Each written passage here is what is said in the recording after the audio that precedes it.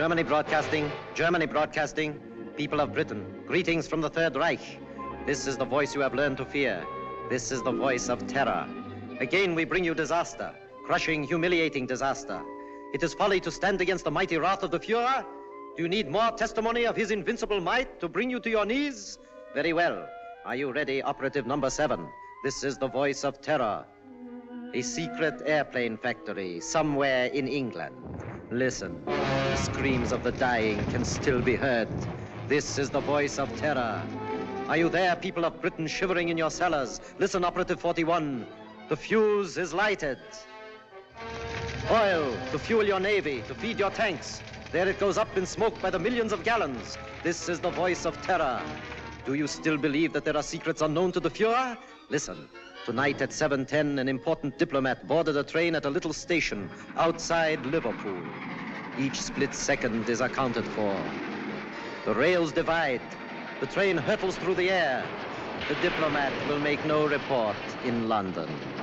This is the voice of terror. Englishmen, do you still await your doom in your stupid, stuffy little clubs? It will come, I promise you. Operative 23, the time is now. We strike you on the high seas, as well as on the land. This is the voice of terror. Englishmen, the Fuhrer strikes you now as he pleases. Water pours through your greatest dam, smashing everything before it, even as our invincible armies roll toward their objectives.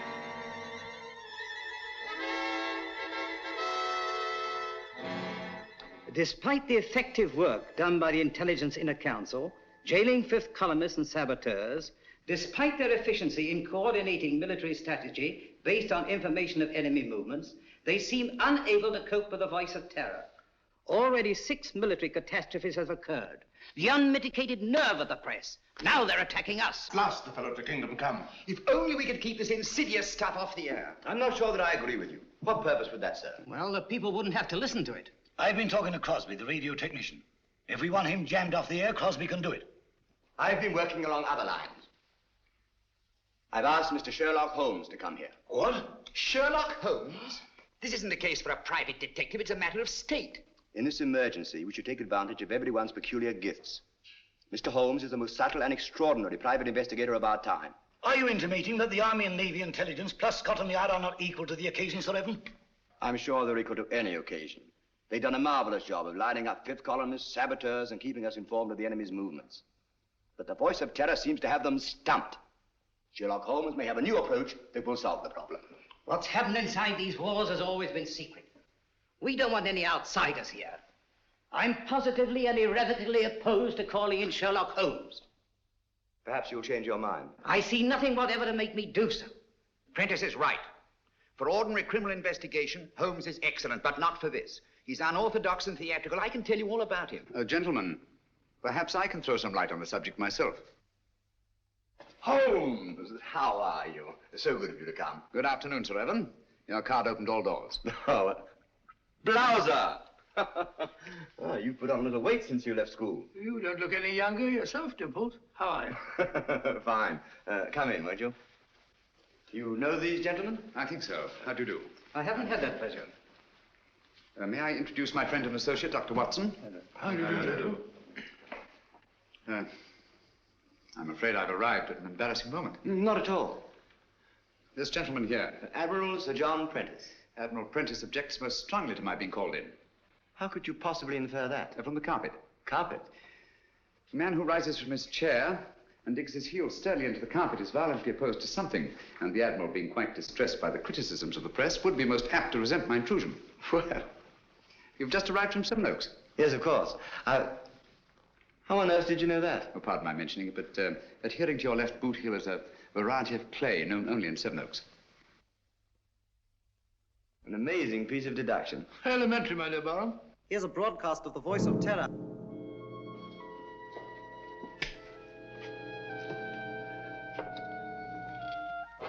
Greetings from the Third Reich. Are you listening, stout fellows across the channel? Are you listening, you little body of incompetent men known as the Inner Council? Today, a new thrill, a new proof of the invincibility of the Fuhrer. Right now, a crack express train laden with British troops and nurses is speeding across England. In just one moment, it will leave the rails forever. Crashing, twisted metal, the cries of the dying. They can't. Now, They wouldn't dare. It's impossible. They couldn't have got on the him. men are laughing, joking. That one in the third car reads a letter from home. It is the last letter he will ever receive. The train is rounding a curve. Its whistle is screaming. Farewell, it is saying. Farewell. You have just heard an exact reproduction of the way it sounds, the way it must actually be. The hearts of the German people bleed, that innocent men and women have to be killed because your stupid war men... Shaw speaking. Have you any news of the Liverpool Express? Time and time again offered in peace. But if your blundering war cabinet cannot see that England is already lost, then it is our sacred German duty to prove it to them over and over and over until they are on their knees, begging, pleading, groveling for the exquisite mercy of our Führer. Each night, the voice of terror will announce... Shut it off. the death blow struck at Stop the it. heart of England. Even as you listen, and you... I'm sorry. Do what you can, Holmes. This frightful thing has got to be stopped. His son was on that train. How did they find out about the truce? It was an absolute secret. Gentlemen, something must be done about this thing at once. Yes. First of all, then, the voice must not be blocked off the air. But he's a menace. All over the Empire, this horrible news is broadcast, blown up out of all proportions. The world is beginning to believe it. Even our allies are counting England out. People are frightened, panicky. The British people are not so easily panicked. It's dangerous, I tell you, to let this thing go on. Dangerous, yes, Captain Shaw. But we must continue to listen. What for? So that we can keep on guessing who it is? His identity is not important. The important thing is the purpose behind this campaign of terror. Purpose indeed. Isn't it enough that our most secret plans are known? Our ships are being destroyed, our trains wrecked. I'm convinced that these disasters are only a prelude, a smokescreen, to cover up a more diabolic plan. And I intend to find out what that plan is. This council and Scotland Yard will give you all the aid you require. Thank you. Gentlemen, my connection with this case must remain absolutely secret. You understand that, of course. Why, certainly. You will let the council know at all times just what you're doing. I shall give you such information as I think wise to disclose in the interests of safety, both the public's and your own. The inner council has never shared its secrets with anyone. I demand that you keep us informed of your activities and progress. Come along, Watson.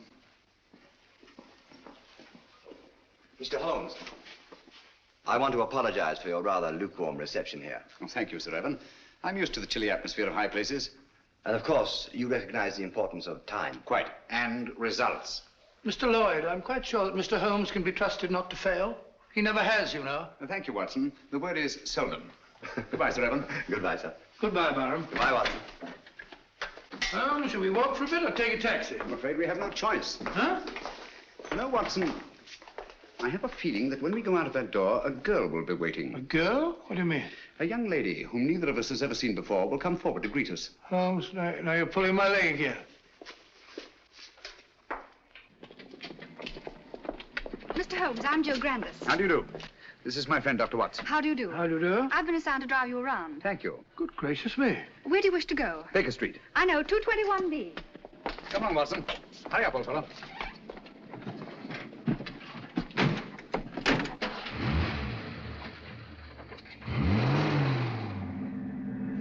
Holmes, the girl waiting. Well, what an extraordinary thing. Elementary, my dear Watson. No, it's an amazing deduction. How on earth did you arrive at it? Barham told me. What?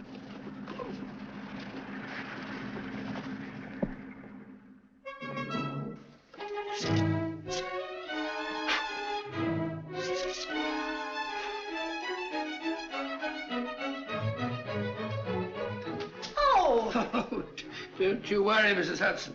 Just giving her a bit of a clean. Now we're on a case again. The joints are a bit rusty, like mine, you know. Is he back in a case again? Case? The greatest case of our career. Oh, mercy, it always is.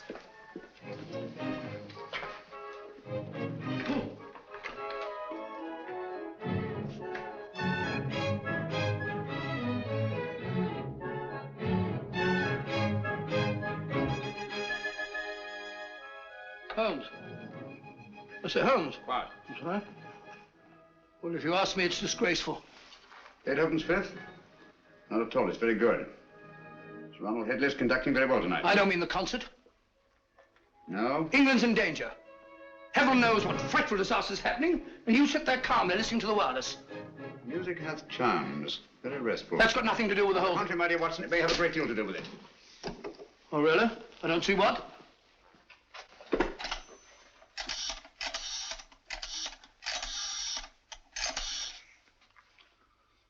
BBC request station, this is Sherlock Holmes. I understand you play recordings. Would you mind playing Beethoven's Fifth, conducted by Sir Ronald Headley? Thank you very much. But you just heard it. I like it. Oh?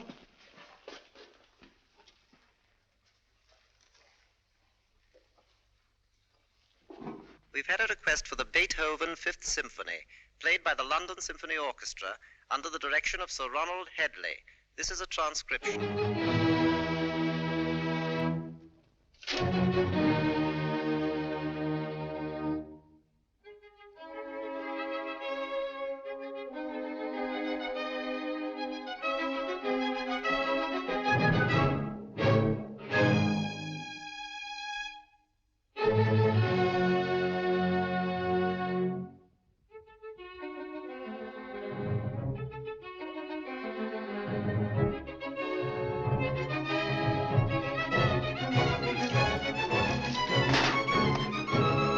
What's all that about?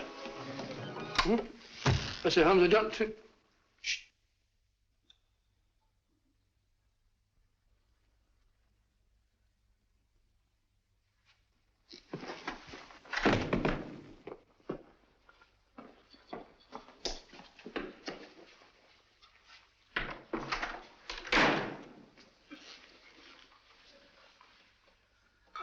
Mr. Holmes. Yes, Gavin? Christopher. Dead? Yes. It's been driven in with a lot of force. Watson, this is a warning. Warning? How do you know? I had sent for Gavin to get certain information, which you must have found there in the dark and sinister alleys of Limehouse. He came with his message, which someone doesn't want me to hear, someone determined and dangerous. What's the good of a warning of danger? You learn it from what, or from whom? That we shall have to discover. This knife was thrown by the tip, from a distance of about 50 feet, by a man about 5'10". Steady, Holmes. Elementary, no fingerprints. But the distance and the man's height. The angle of entry, and the force with which he penetrated the victim.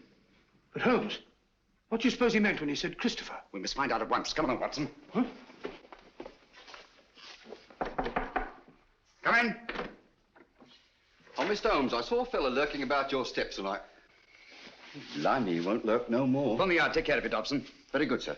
How did it happen? Haven't time now. Get your coat on, Watson. We're going out. No.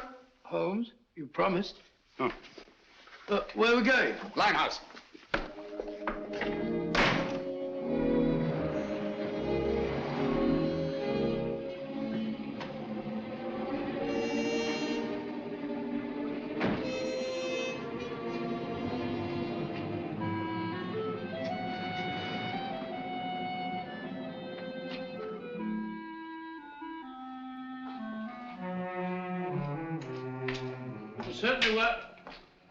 Certainly wise of you to let Miss Grandis go. This is no place for a girl or anyone else. Yet there seem to be people about.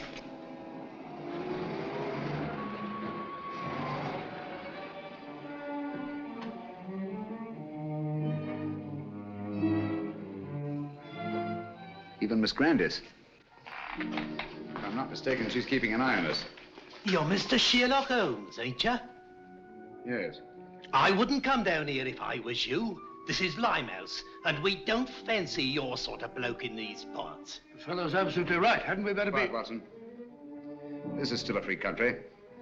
A man may walk where he pleases. And live to regret it. Live, yes. Regret it, I think not. Step back. Come on, Watson. Unfriendly, what? Speak a break.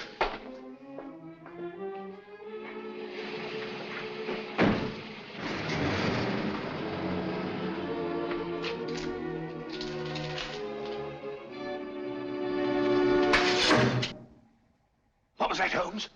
It's all right, quiet. I can't see a thing. Luckily for us, neither can they.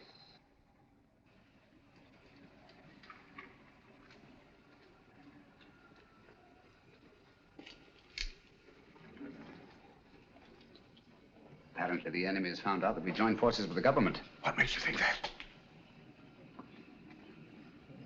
This knife, like the knife which killed Gavin, was thrown by a former habitué of the docks of Hamburg. It's a German knife. The knife throwers of Hamburg are extremely expert. Mr. Holmes, can't we come back in the daytime? Certainly not. I don't think we're safe. No one in the world is safe now, Watson. Least of all us.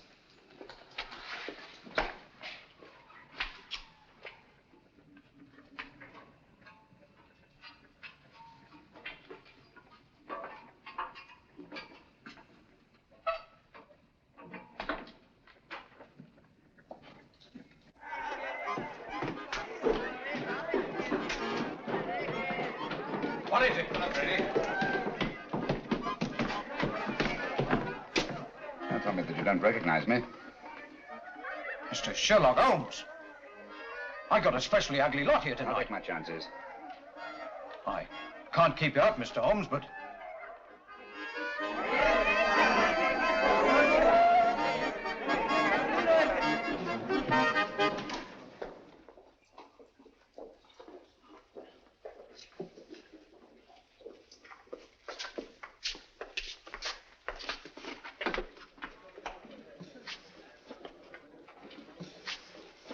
Where's the girl, Kitty?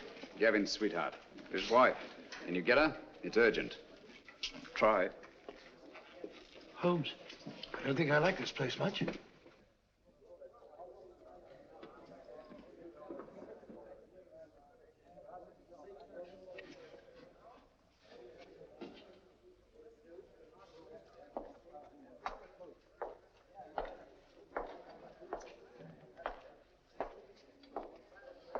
Well, just sit here if you don't mind. I think you'll recognize me, Mr. Holmes, if you look hard enough. Camberwell. You've got a long memory. Like me. Tarleton murder, 1932. Of course, I sent you up. Mr. Holmes, don't you think we better be... Stow your gab. For 10 long years, I've been sitting down there in Dartmoor. For the old 10 years, one thing's been preying on my mind. Only one? Just one. Someday I'll be getting out of here, I kept saying to myself. And when I do, someday I'm going to come face to face with Mr. Sherlock Holmes. Now you are. And now I am. Just who was it told you it was me who slit the throat of that swine Tarleton? I want an answer. You told me. Me? On the windowsill, you left 4 infinitesimal pieces of ash from a particularly revolting kind of tobacco that you were known to use. The knife blade was sharpened by a left-handed man. You signed your name to the crime. So that's what? Exactly. Very careless. Careless. It's criminal, I calls it. I ought to be shot. Perhaps someday you will be. You can put your revolver away now, Watson. Well, Holmes, you never know.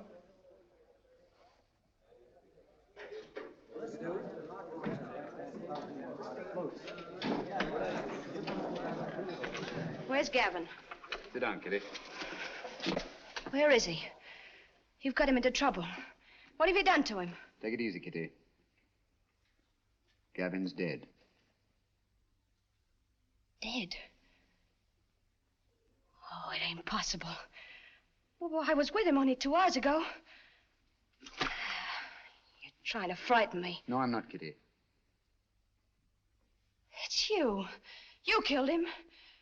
I warned him to stay away from you. I knew you'd do him in. I had nothing to do with it, Kitty. Well, who did then? Who did? He was knifed on my doorstep.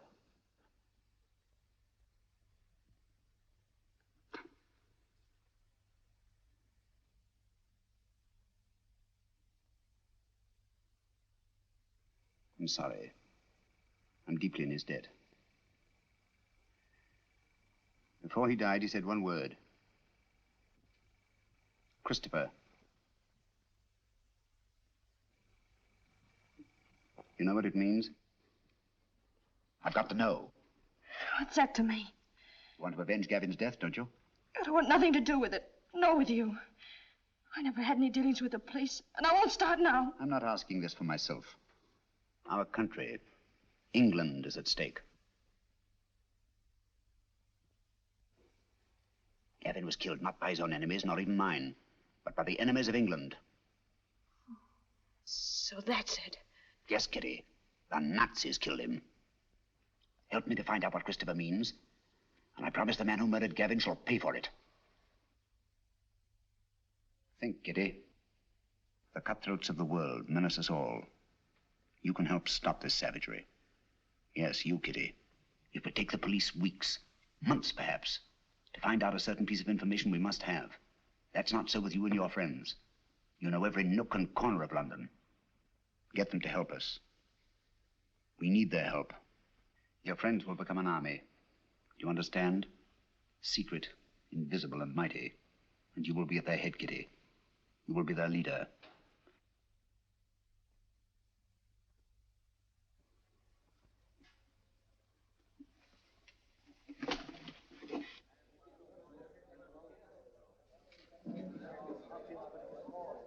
Grimes, do you know what Christopher means?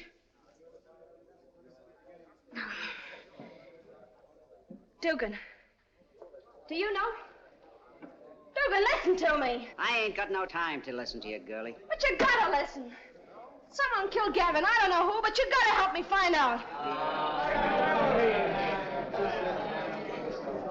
All right, don't help me then. Cut your own throats, that's what you're doing. Help me or help the Nazis. Sure, the Nazis killed Gavin. They might be your friends protecting them the way you are. Don't you know that all the crimes they commit are being blamed on you? Well, they are, and I hope you hang for them. You can. As for me, I'm British, and I'm proud of it. Nobody's gonna call me a Nazi and get away with it. Well, help me then. Tell me what Christopher means. Never heard of it. Well, don't anybody know? It's gotta mean something.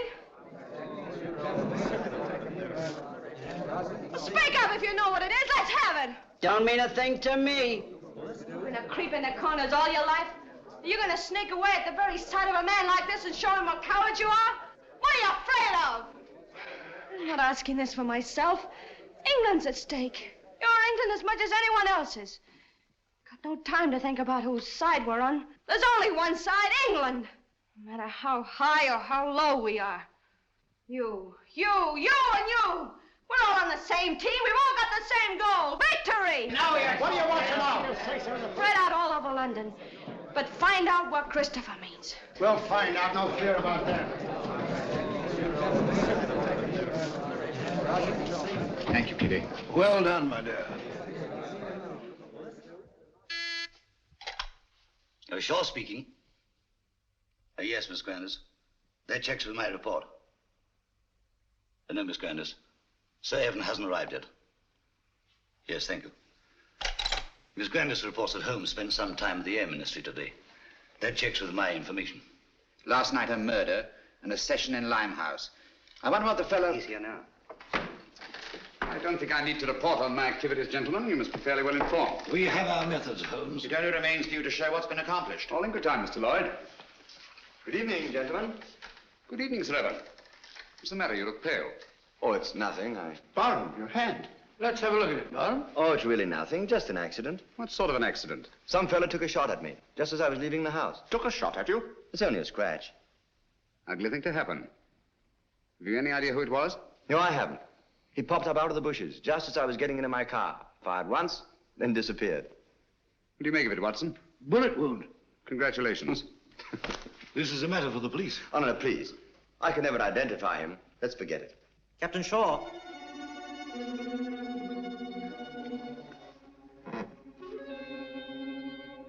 People of Britain, greetings. Is it shock you need? Very well. We Nazis can produce them till Britain's proud head is in the dust where it belongs. People of London, look out of your windows. You will see your promised disaster written across the skies. Lawford, turn out the lights, please. Look to the East India docks. Are you alert, number 20? Look, Britain, look, and wonder, and despair. We Nazis keep our promises. There's a terrible fire in East End. Concentration of men and supplies. American bombers, tanks, gone. Destroyed utterly. The flames are mounting, higher and higher and higher. Now the glare must be visible even to the short-sighted leaders of your bewildered government. Mark well the towering fires. They consume your new planes from America, your meager store of tanks, your puny munitions, and your food. Planes that were your only defense against our all-powerful Luftwaffe. Tanks and munitions that you prayed would hold against the magnificent 50-ton German land monsters, which will soon be crashing through your very houses. Food. Desperately needed morsels you...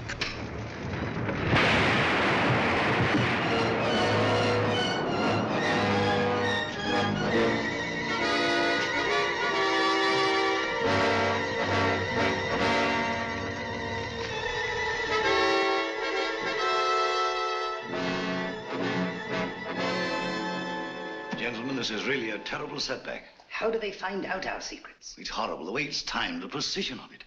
It's not so precise. Almost precise. What do you mean? I should call it exact. No. The fires actually broke out sometime before the voice called to his operative in London. Joe, that's true. And last time, the train disaster. Captain Shaw was on the telephone immediately, and Scotland Yard knew all about it. The derailment must have occurred at least 10 minutes earlier. That's certainly possible. Even so.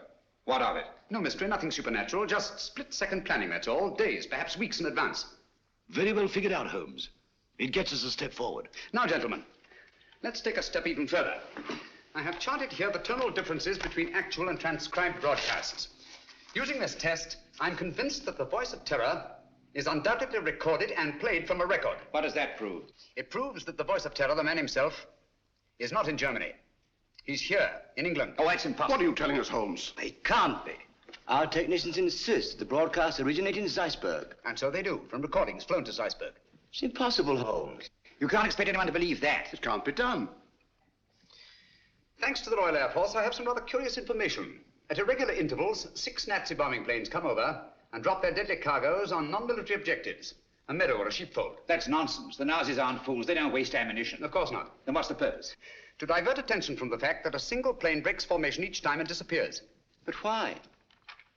Gentlemen, that lone plane picks up plans, maps, secret military information, and the voice of terror's timed and recorded speech and flies them to Germany. I can hardly believe it. Sensational, if true. It's incredible. Fantastic. Mr. Holmes, Yes? there's a person outside asking... A lady? Um, Ask her to come in. Excuse me, gentlemen.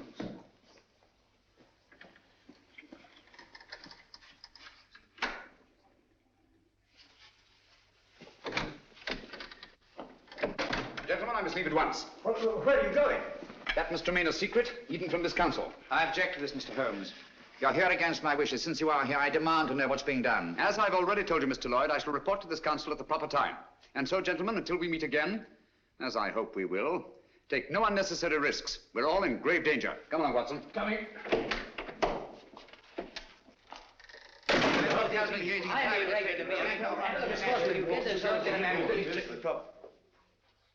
Stay.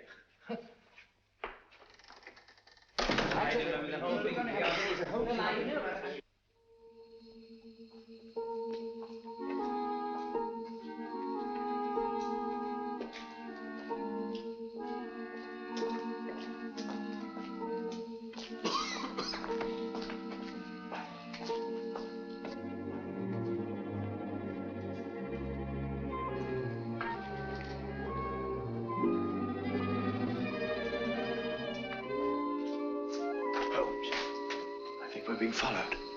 Yes, I know. It's Lloyd. Lloyd? How do you know? He's so obvious about it.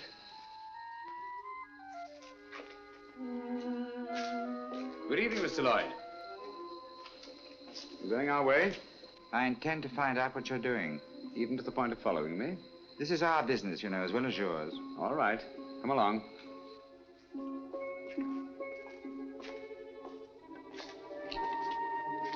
This is the place. Seems deserted. It's been deserted for years. Not very securely locked. Fortunate, isn't it?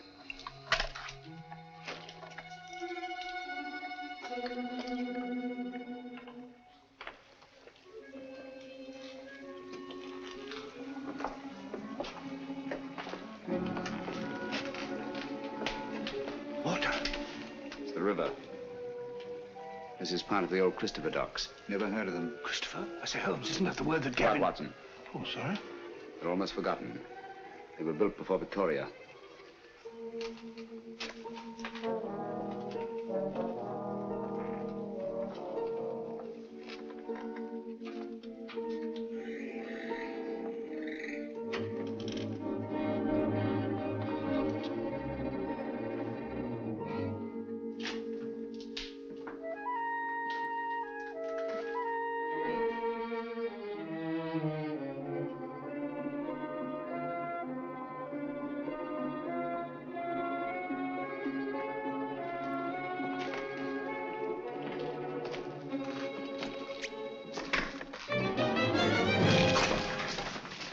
Oh, bread.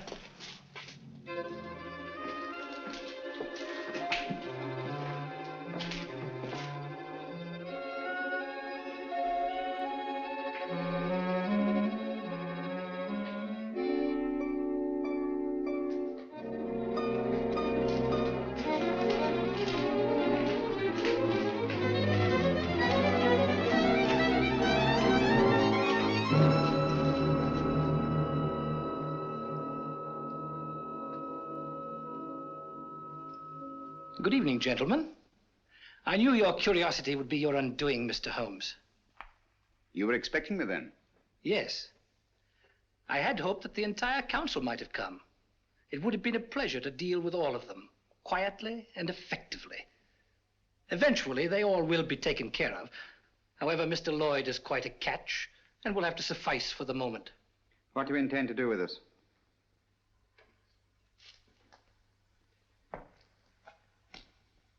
Were it not that time is so pressing, we might first put you on trial. On trial for what? Crimes against the Third Reich. Misguided efforts to wreck our inevitable victory. Mr. Lloyd, your super British patriotism, your blundering but sometimes effective intelligence efforts are well known. We have quite a score against you, which will be settled. Dr. Watson. A fair physician, no doubt, but of no consequence. To our stupid British minds, every life is of consequence. A quaint notion of an even quainter nation. We are not like that. We know that only the powerful are worthy of respect. Let our record speak for us. Your record speaks. It's brilliant. Thank you. A brilliant record of rapacity, cruelty, torture, deceit, and murder. Murder?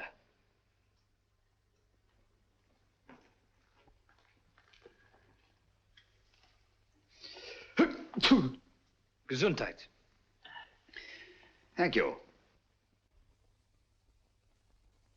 Cold? It is a little chilly in here. I'm sorry you're uncomfortable. My discomfort is of no consequence. Your false courage is not impressive, Mr. Holmes. Of course you realize that you and your friends are going to die? As all men must, sooner or later. Not later. Now.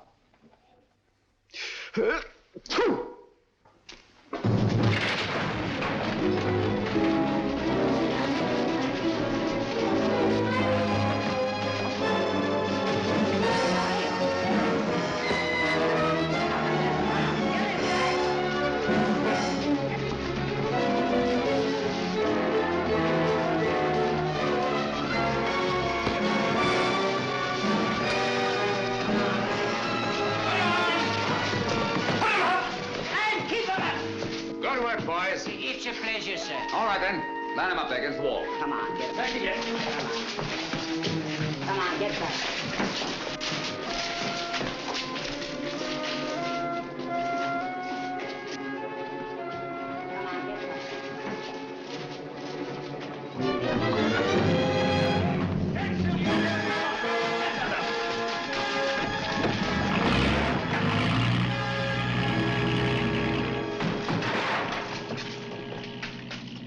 He got away.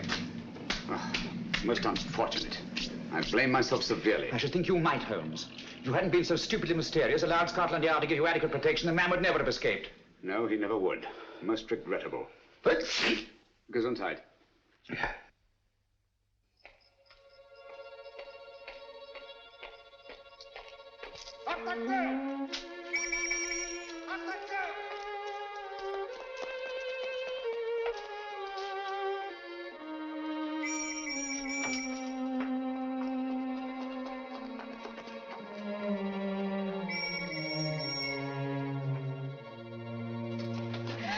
Keep quiet.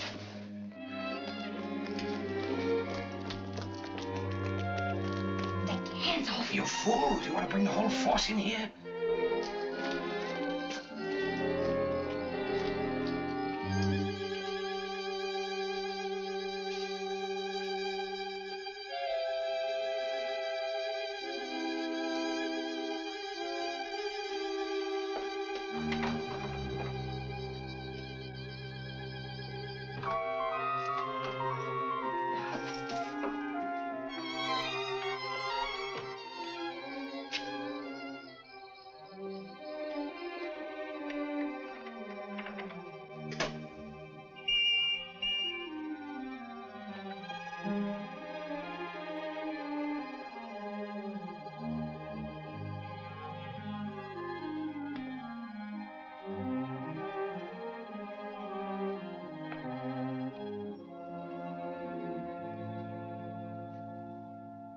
So that was it, eh? Quite a haul. It's mine.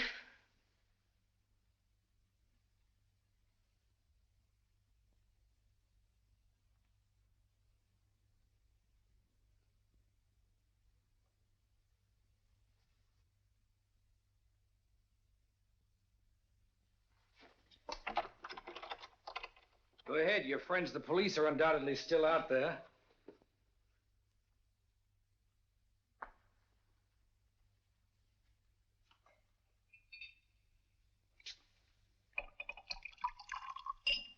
There isn't a better hideout in all London.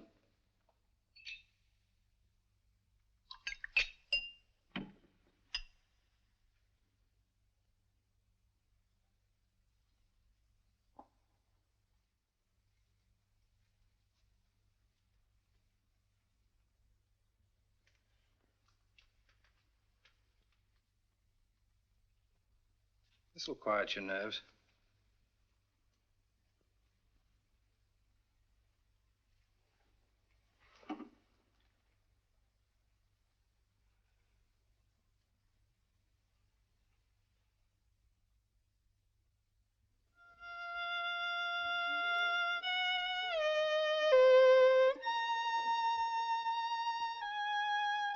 The tea's got cold again. You've been playing that thing all the afternoon? Fiddling while Rome burns. Hello, what's this? General J. Lawford, KCB DSO, and Captain Roland Shaw, MC, who today narrowly escaped being struck by a falling wall in a bombed area. Lawford and Shaw by a falling... Holmes, you don't think that... It was not an accident. Good heavens. Holmes, that sinister-looking fellow, what's his name? Meade. If only he hadn't got away. Yes, difficult as it was, I managed to let him escape. You let him escape? But great Scott, man! He was about to kill us. He may even yet. I don't understand you, Holmes. It's my theory that this chap Meade is the arch criminal, that he's behind the whole thing. You're absolutely right, Watson. Except for one thing. Well, I'm wrong. Have you observed that a highly secret military plan is thwarted by each of these disasters? Yes, I have. Now that you mention it. Watson, there's a leak. A leak? You mean in the council? But Holmes, that's impossible. Anything is possible until proved otherwise. Let's see who are in the council. It's Lawford and Shaw. They're above suspicion. Their record proves that. Anyhow, they were attacked. Unsuccessfully. There's Prentice. Would he kill his own son? Doesn't seem likely. And yet the boy is dead. Barham, of course, brought you into the case. So it's quite obvious that he wants it solved. Most patriotic of Sir Evan Barham. Yes, he's a great fellow. Played wing 3/4 for the school my last term, so I can vouch for him. Besides, he was attacked too, shot at. So I gather. How about Lloyd? No, can't be him. Meade was going to kill him as well as us. By the way, he's a brave fellow, Lloyd. Did you notice that he didn't turn a hair? Very composed. Come in. Mr. Holmes? Yes, Kitty? I think now we'll be able to get some information from Mr. Meade. Your plan worked like a charm. I knew you could do it. Oh, it's not so hard once your mind's made up. And mine is. You'll be careful. She better be. She's mixed up with that fella. I'll be careful, all right. But I'm going through with this. Good girl. I heard him talking on the phone today. Yes? He said, I'll take care of that little Seven Oaks matter at 11 tonight. Seven Oaks? Isn't that where... Barham has his country place. Watson, there's not a moment to lose. If I find out that Meade did kill Gavin, I'll... If so, he'll be punished. I warned you no one was safe with that fella at large. Now he's after Barham. Yes, I only hope we're in time. Come along, Kitty. I'll get you a taxi. Thank you, Mr. Holmes.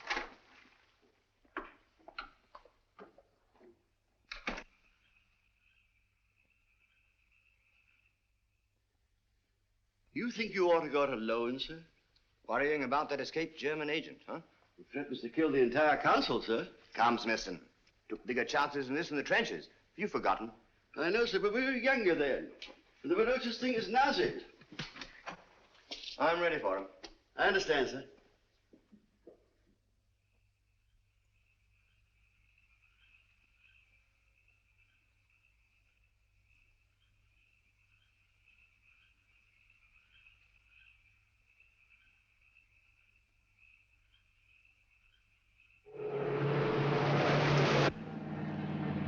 You've driven Sir Evan down here before, of course, Miss Grandis.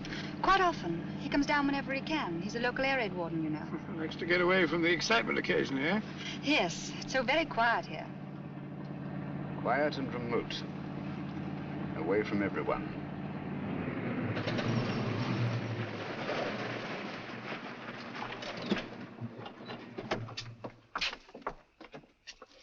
Yes?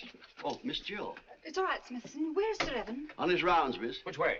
Down that lane of trees, sir. I'll go. You stay here. You too, Watson.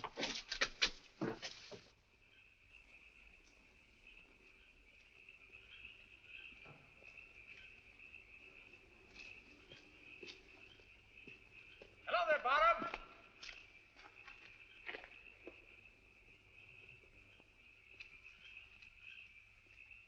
Holmes, what on earth are you doing out here? I've been worried about you. Yes? That fellow Meade appears to be in the neighborhood. Do you mind if I go along with you? I feel better about it. Not at all. I'd appreciate the company. You know, it gets quite lonesome, especially on a night like this. By the way, do you feel you're getting any nearer a solution of this terrible business? Yes, the end is in sight. Really? Well, would you mind telling me? Shh, listen. Air raid sirens. Yes. Coming our way. Yes. Yet I don't seem to hear any planes. Wait a minute. I can. Look, there's one. She's coming right over.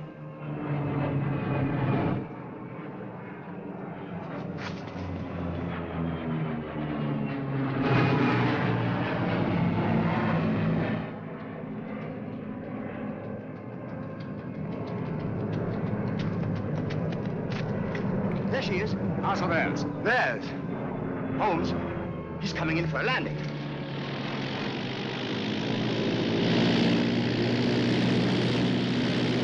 The swine. That's a pickup plane. The voice must be here, close by. And then we've got him. Barham! Be careful!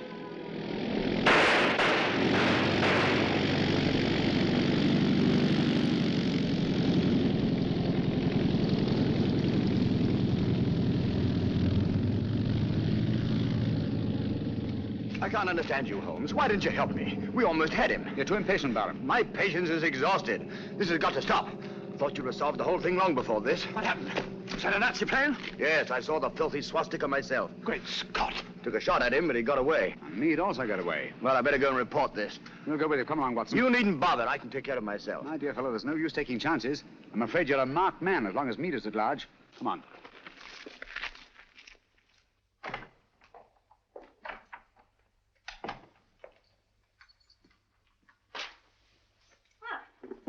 You're a fine one, leaving me alone half the night. Do you think I like it? I want to go out and have some fun. Don't bother me. Said you were going to let me work with you. Someday you'll come back and I won't be here. Where would you go? What's my business? Maybe you'll be waiting here next time and I won't come back. Don't talk like that. I'm sorry, Kitty. You seem sort of different lately. Anything the matter? Maybe the next time you see me, I'll be in a position of authority, of power. No longer hiding in the dark. Giving the orders, not taking them. What do you say to that? You're drunk. Drunk? Yes. When I was a boy, I dreamed a dream. I was dressed in armor, shining blue-gray armor. I rode on a horse through the streets where the people cheered, hailing me. I rode over the bodies of underlings, prostrated before me. Their blood ran out along the gutters like a river.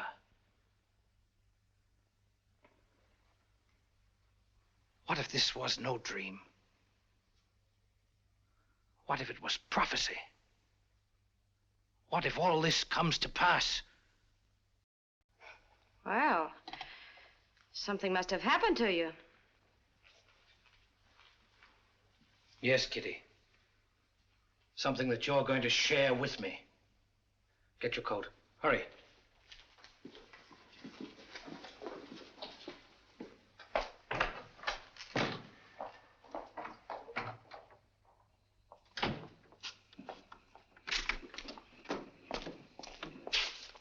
Right, you. Got plenty of petrol? Enough. Start driving.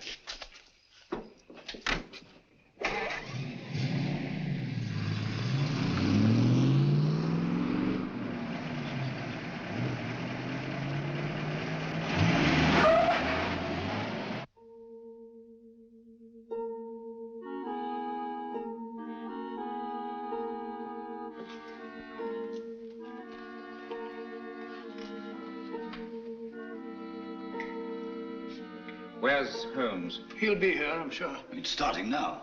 Here he is. You're almost late. I had to go to Downing Street. Good evening, ladies and gentlemen. Your favorite broadcaster, the voice of terror, coming to you from Zeisburg. Tonight I have something special for you. Where are you weakest, you weakening people of Britain? Consider well. Is it lack of food? Is it your stodgy leadership? Faulty ammunition? Scarcity of shipping? Lack of raw materials? Do you know that despite all your great efforts, your coasts are inadequately defended? Especially one coast. And there we shall strike. Swiftly, terribly. Tomorrow at sunrise. In a special broadcast at that time, I shall describe the carnage. Turn it off. What does he mean? What kind of threat is this? Remember, all our reports for the last few weeks have indicated abnormal enemy activity on the coast of Norway. That means an attack in force on our northeast coast. Then that's where we must concentrate all our forces, immediately. They'll never bring it off now that we know. This time the voice is boasting.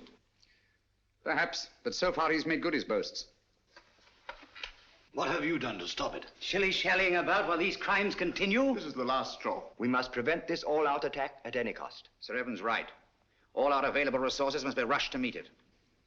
Withdraw material from elsewhere? If need be, yes. This calls for action, and lots of it. There's something curious about this broadcast. He said tomorrow. Always before, it was now. I wonder what it means. There's no time for wonder at this point. Mr. Holmes, your methods have got us nowhere. The situation demanded action and got none. Mr. Lloyd, I think I know when action should be taken. Nevertheless, we take charge now. This is a crisis you can't hope to deal with. A man to see you, Mr. Bring him in. Yes, sir. Mr. Holmes, sir. Last night I trailed Kitty and the fellow Meade. Yes? They went to a place near a bomb village on the coast, sir. North? No, sir, south. South? Why didn't you come sooner? Motor trouble, sir. Just got back. All right, it can't be helped. Stand by until we need you. What? So, it's on the southern coast the drama's to be played. The fox is out of his hole at last. Meade has led us to the voice of terror. Gentlemen, we must set out at once. Are you mad? What sort of a wild goose chase are you suggesting? It's ridiculous. It's time to put a stop to this. Barham speaking. Yes, of course. We've been ordered to accompany Mr. Holmes.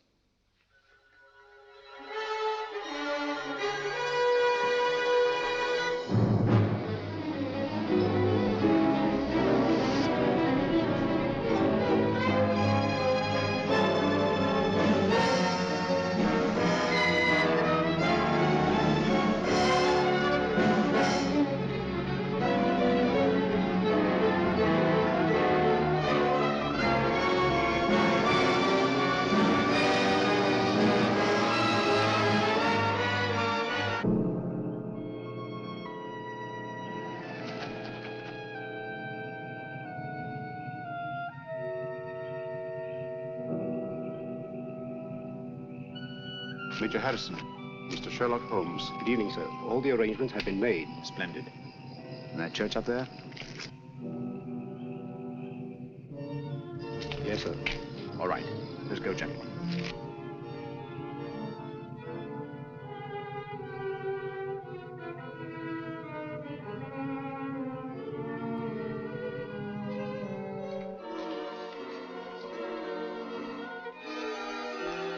Von Bork seems to be delayed. He'll be here, never fear. You all understand your objectives. Sheila! Sheila! Yes, sir. You understand what you're to do? Yes, sir. I'm going with the first contingent to Liverpool. Your men are waiting there, organized to take control? They have been ready and waiting for weeks. What was that?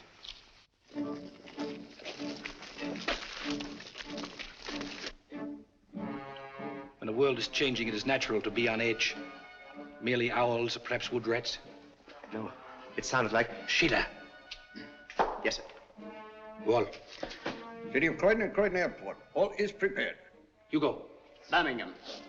Where I used to slave in the factories, but not anymore. The day has come at last.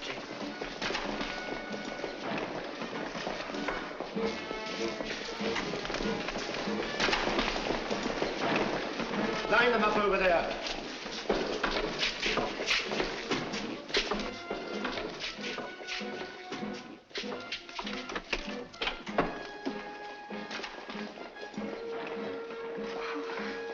Mr. Holmes.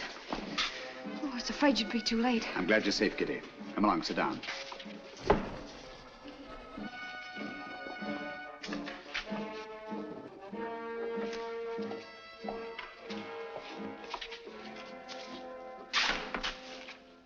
Gentlemen, when Mr. Meade and I last met, he wished he could put us on trial. Mr. Lloyd, Dr. Watson, and myself. Now, Meade, you are on trial. First, let me tell you why you have met here. The vague but canny threat against our northeastern coast was a blind. Your group was congregated here to receive an invasion army proceeding across the channel. What? Invasion? All those men rushed for defense of the north? I can't believe it. It sounds impossible. Sit down for a moment. It seems absurd of me.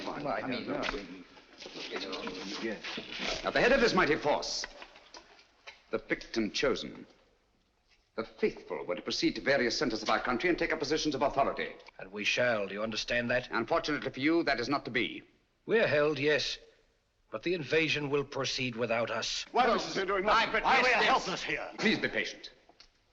You called me in on this case to identify and to silence the voice of terror and to circumvent the unknown plan behind it. That undertaking is still in progress. But we are rapidly drawing to a conclusion. Gentlemen, the voice of terror is here with you in this church. What? Are you referring to Meade? Why, who is it? Meade was my one sure connection with the voice of terror.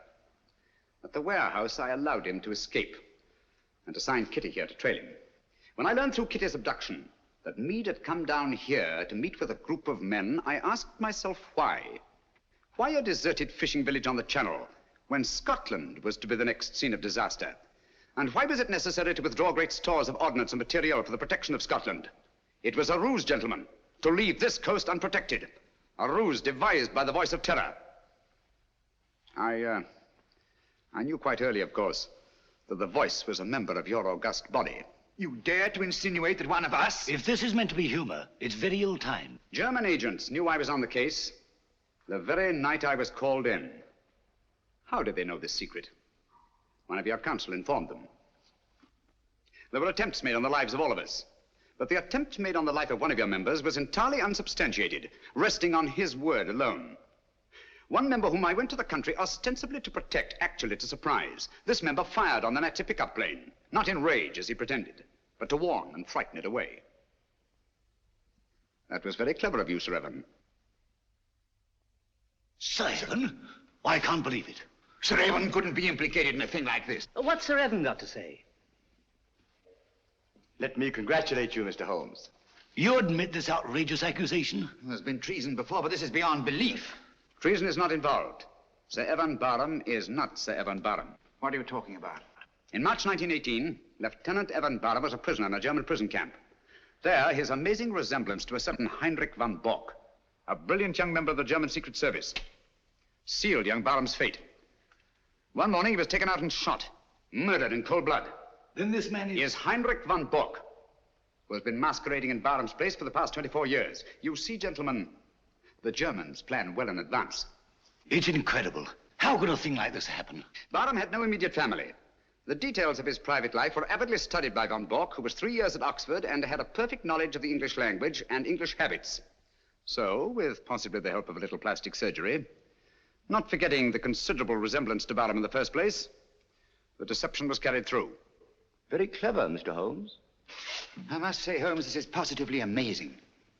What made you first suspect Barham? The real Sir Evan Barham carried a scar from childhood. This one is about 20 years old.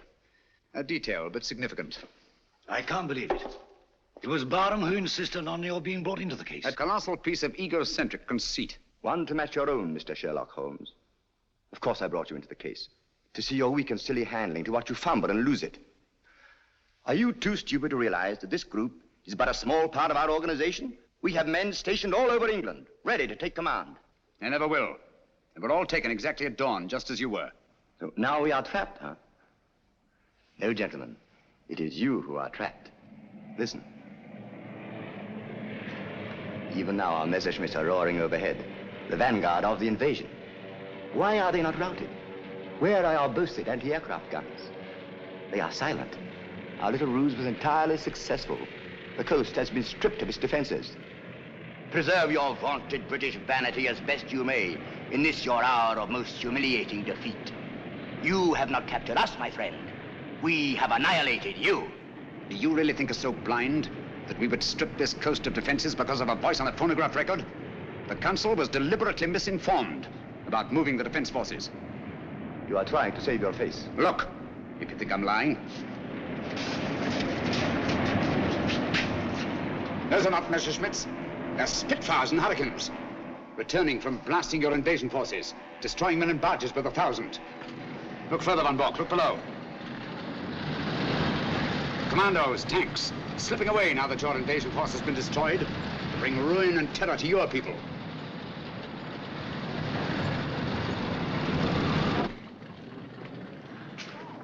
I wonder if there's anything on the wireless about this.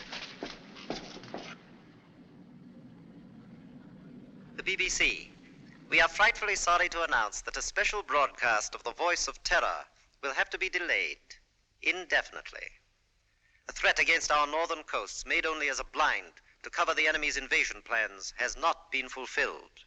Instead, our victorious planes have blasted invasion bases on the continent, destroying enormous stores of materiel and troops. More news of this triumphant victory tomorrow. At the same time, the scattered Nazi agents all over the Commonwealth have been unceremoniously clapped into prison. That is all.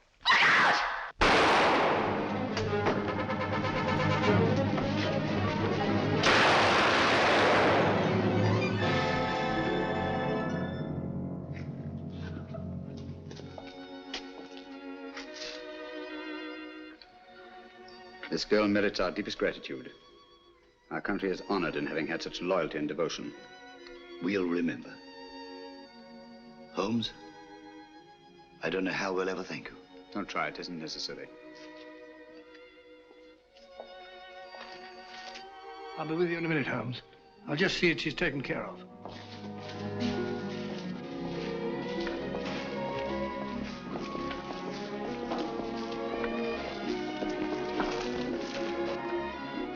I always did think that chap was an imposter. Barham was a good fella. Played wing three-quarter for the school.